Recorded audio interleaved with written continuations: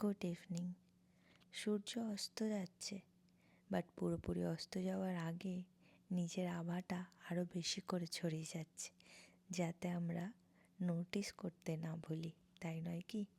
আর সেই কারণে এই যে পাহাড়ের আউটলাইনগুলো আরও শার্প দেখতে লাগছে। কি অসাধারণ নেচার।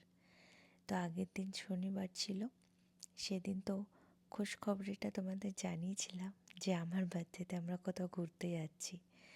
তো সেই খুশিতে কেক বানানোর খুব ইচ্ছা ছিল।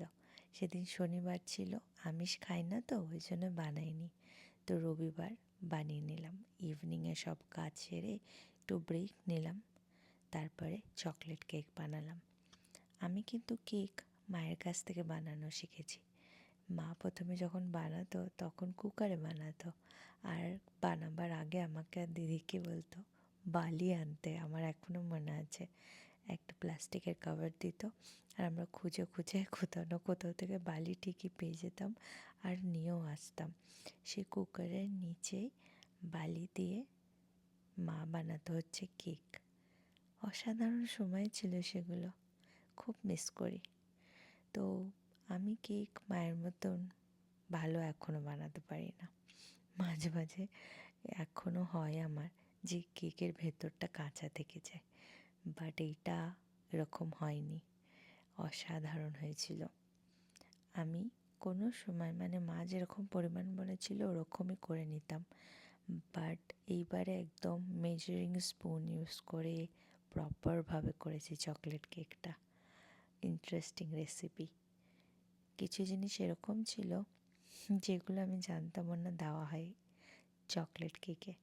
দেখো, এতটাই অধৈর্য, ধোঁয়া উঠছে দেখতে পাচ্ছ। পুরোপুরি ঠান্ডাও হতে দিইনি কেকটাকে, কেটে ফেলেছি।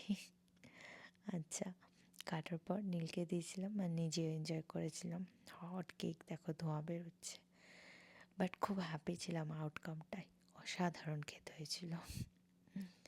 তো যাই হোক, তোমাদের সাথে শেয়ার করলাম।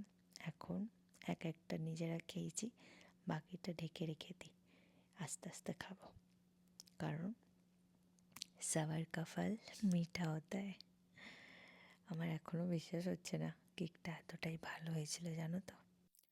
তো আমরা তো খেয়ে নিয়েছিলাম একটা একটা করে, বাকিটা ঢেকে রেখে দিলাম।